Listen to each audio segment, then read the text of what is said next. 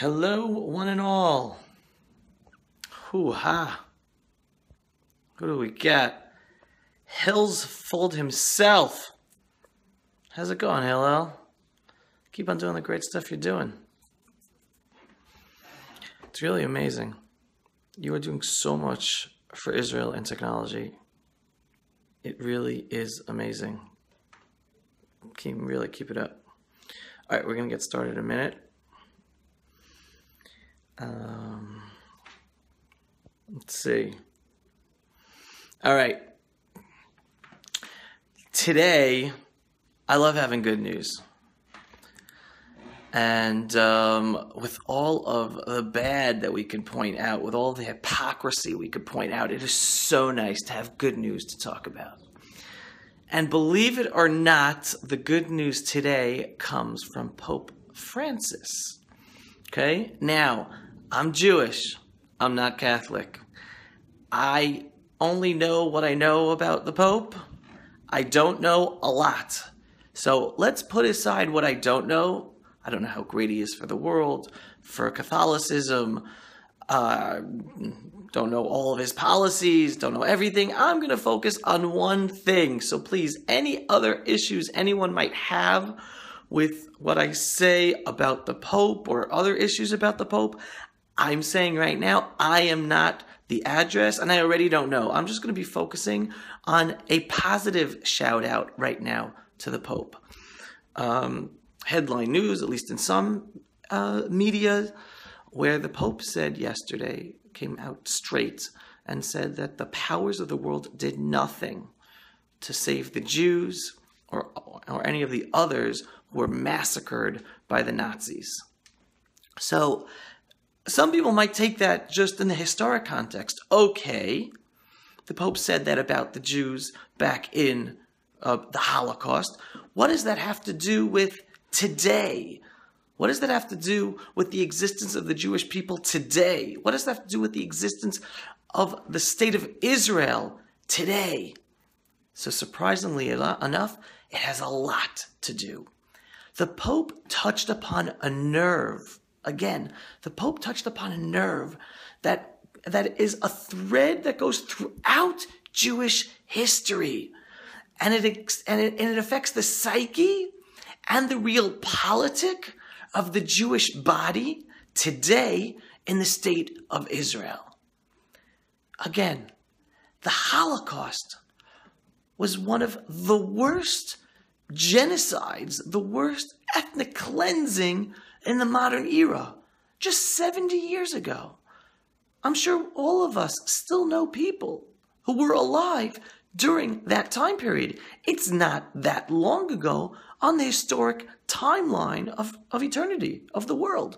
Only 70 years ago, that one of the biggest and most horrific genocides took place. Now, we touched upon this the other day. The people who started, who initiated, who made the Holocaust happen were the Nazis, the German Nazis, the Germans. The Germans were one of the most cultured and advanced societies of their generation. And yet they committed one of the worst atrocities imaginable. It wasn't by accident that they killed millions of people. It was systematic. It was planned out. It was recorded. The Germans were meticulous about recording everything. Can you imagine recording the annihilation of a people and looking at it as information, as reports? People were given numbers for reports. People were given numbers because psychologically they knew they would be reduced to nothing if they would just be called numbers instead of names. The Germans were systematic about ethnic cleansing. The most advanced nation. Okay? And yet, while millions of Jews were being, and non-Jews, were being systematically annihilated, the world did almost nothing to stop that annihilation. Now I make a caveat. The caveat is that at least the President of the United States at the time, or the powers of the United States, said, we will stop the Holocaust by winning the war. And the leaders and Jewish leaders, one second, we are digressing. First of all, D. Craig, I can't pronounce your Twitter handle. Like this, retweeted this. Thank you so much. Little antennas and IBM helped them to be more efficient. 100%. One of the little, we're going to go on a total tangent here, but one of the little known secrets is that corporations, American corporations, helped the Nazis with their systematic ethnic cleansing of the Jewish people and the other ethnicities. Again, American corporations, including and especially IBM. They knew what they were doing. They provided the computers and the computer programming software, cards, whatever, to allow for the Germans to annihilate. So yes, there were Americans who were very much involved in partnering with the Nazis with that systematic annihilation. Okay, and the scary thing is, again, total tangent, the scary thing is still today, there are pockets of neo-Nazism, not just in Germany, but also in America. People who still believe that it was okay what the Nazis did. Okay, but we just went off on a total tangent. At the time, there were leaders, there were Jewish leaders pleading with the American administration, pleading with Roosevelt, saying, bomb Auschwitz. Bomb the railroad lines that are taking the Jews to Auschwitz. At least do that. You have planes in the air. Just to have them go on a little detour, bomb the train tracks to stop the systematic annihilation. And President Roosevelt and everyone and all the other leaders of America and other countries basically said, no, the only way to stop the Holocaust is to win the war. And of course, you don't win a war overnight. So the war took years.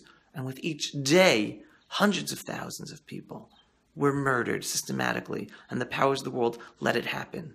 So again, a positive shout out to Pope Francis for saying that the powers of the world did nothing to stop the Holocaust. And it is a shame. It is a sign of Cain, a black spot upon humanity, upon the advanced nations, upon the leaders of the world at the time that took place. So what does this have to do with today? The Jewish people today, and with the state of Israel today. Throughout Jewish history,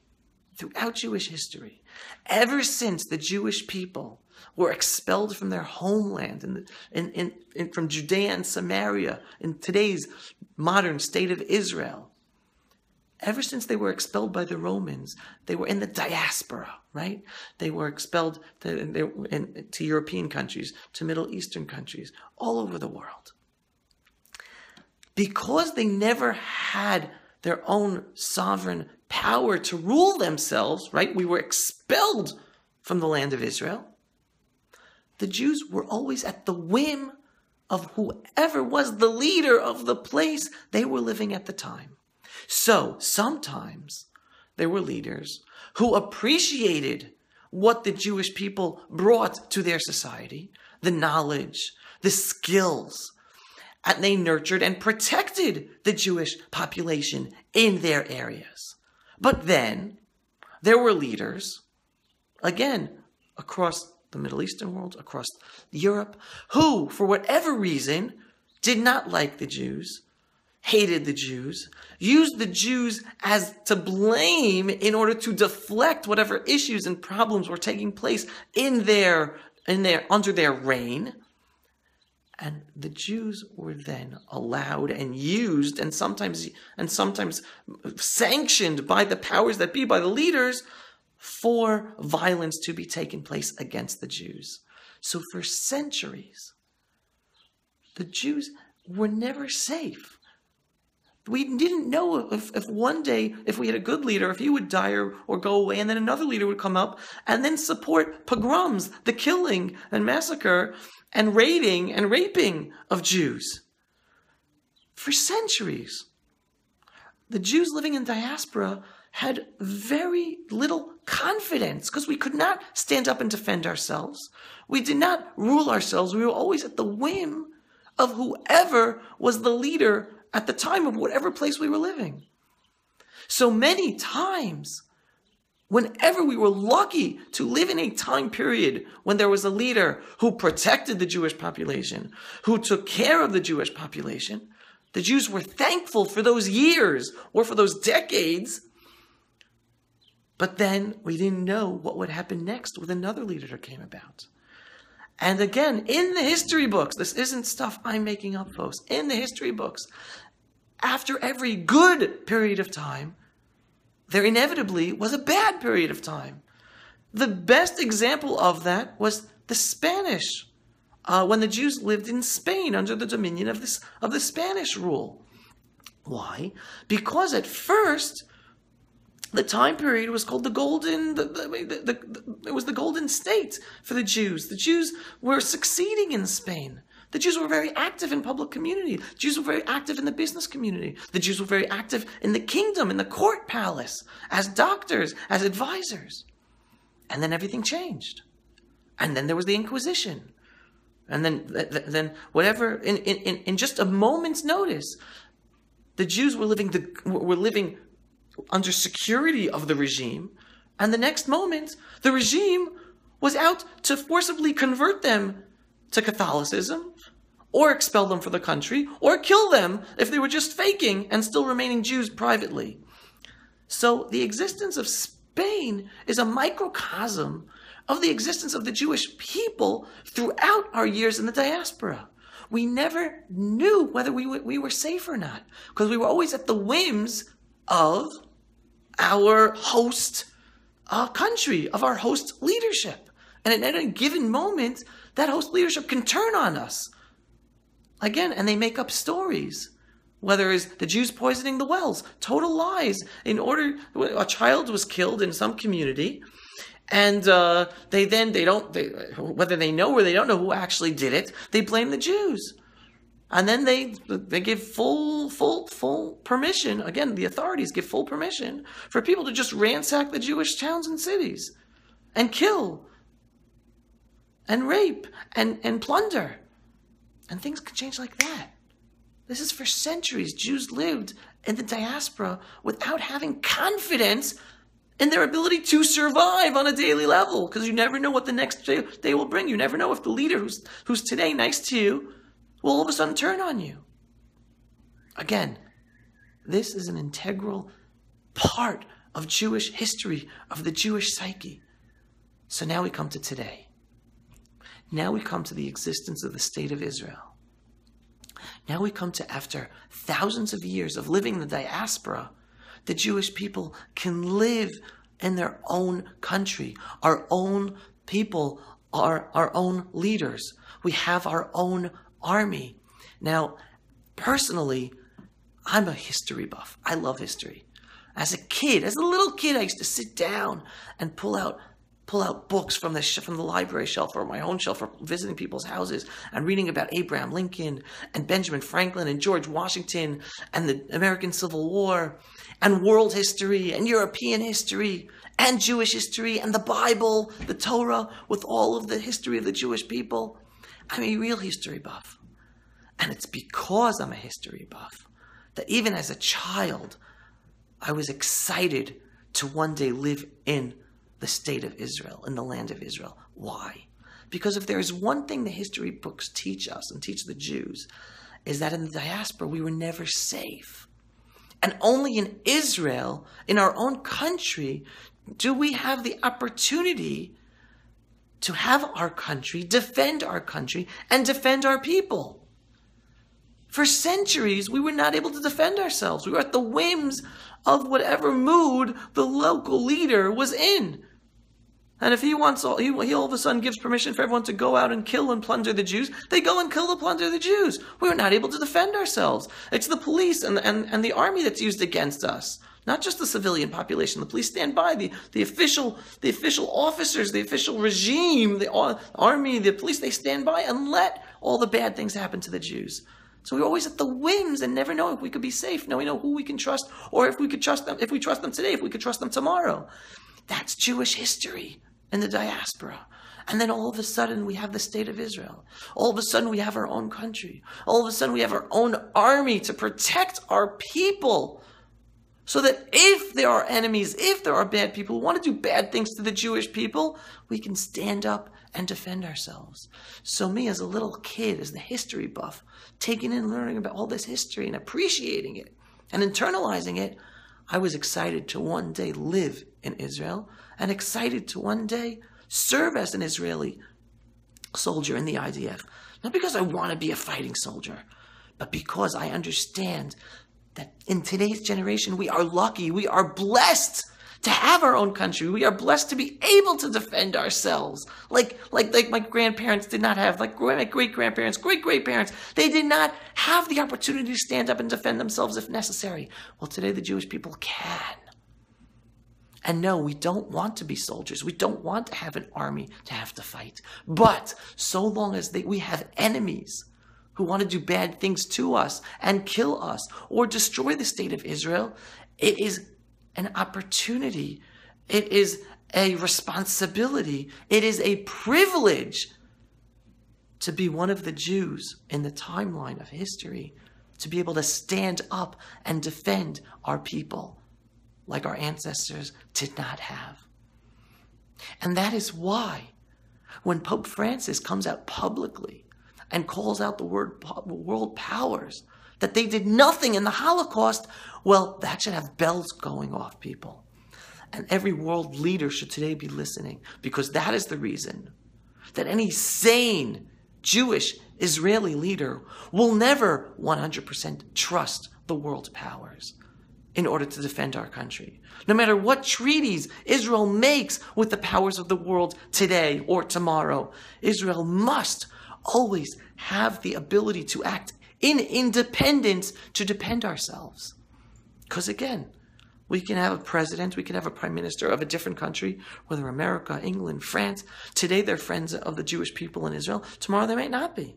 For whatever reasons, whether internal politics, whether they hate the Jewish people, whether they just fell on their head. But so long as we have our own country and we have our own army, and we have enemies out there threatening us, Israel must always have the ability to stand up in total independence and defend ourselves from the threats that exist in the world towards us.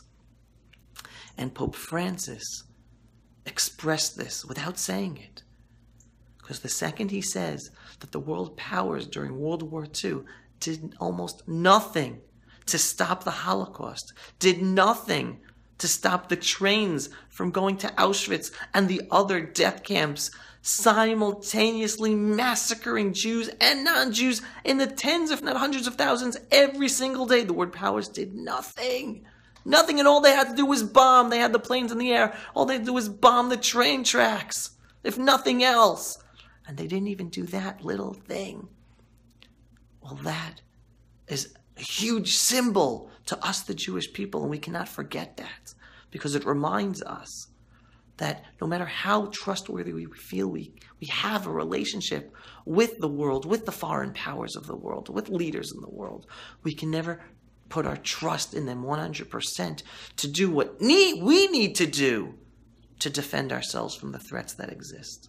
And that is why sometimes the media and politicians won't understand why Israel is doing what it's doing. When the Iraqi nuclear reactor that Saddam Hussein was building and the world powers said, no way, Israel, don't you dare bomb that, and Israel bombed it. Why? Because Israel needed to take care of that existential threat to this existence of the state of Israel. And we can't wait for the world's yes or go ahead in order to do that.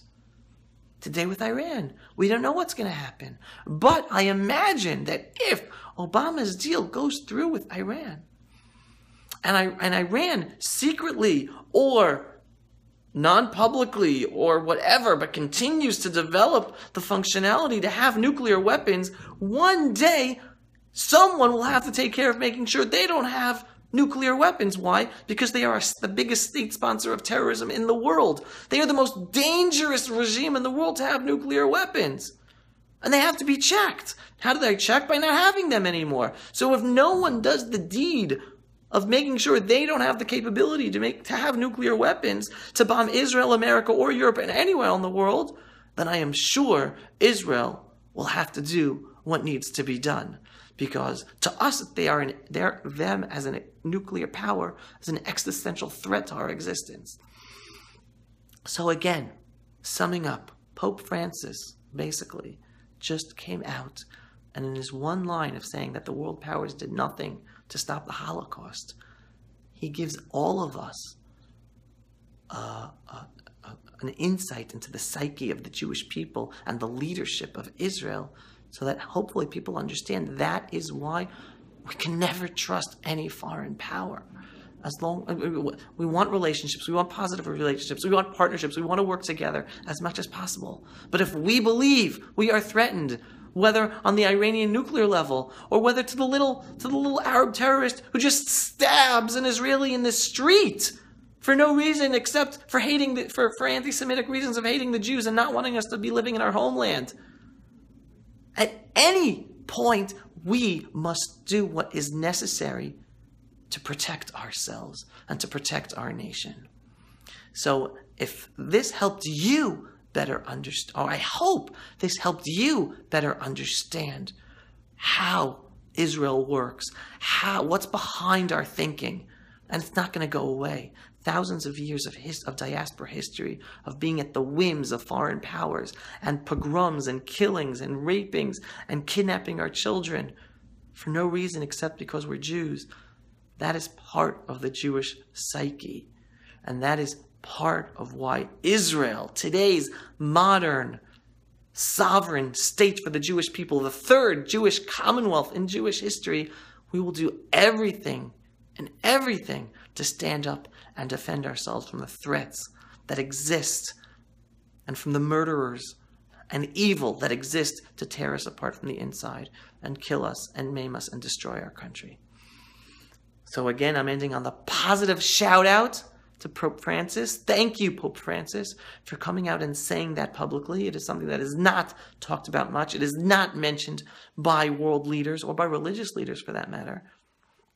So thank you, Pope Francis, and I hope everyone can understand just a little bit more of why Israel is so fanatic about doing what is necessary to defend herself and her population. And when people like me, when we are called upon to serve in the Israeli army, we don't just do it because we are obligated to do it. We do it because we are privileged to be one of the first Jews in Jewish history after thousands of years to be able to not rely on foreign powers or foreign people or other elements to defend ourselves, our children, our families. And it is a privilege to be one of the few in Jewish history to be able to defend our people in our own sovereign land. And we hope it stays for many, many more years. And we hope that Israel continues to be a light into the nation in so many different ways. And that will go into in other streams later on. Thank you so much for joining me today. Any questions or comments, feel free about Israel, politics, Jewish people. Comment at AviAbelow on Twitter. Follow on Meerkat. Awesome videos, important videos every day uploaded on IsraelVideoNetwork.com. We're all here to empower people, to educate people, to help people be more confident about Israel and the Jewish people. Have a fabulous, fabulous day, one and all. And to anyone who joins us tomorrow or the next day, we'll be here. Great day, everybody. Shalom.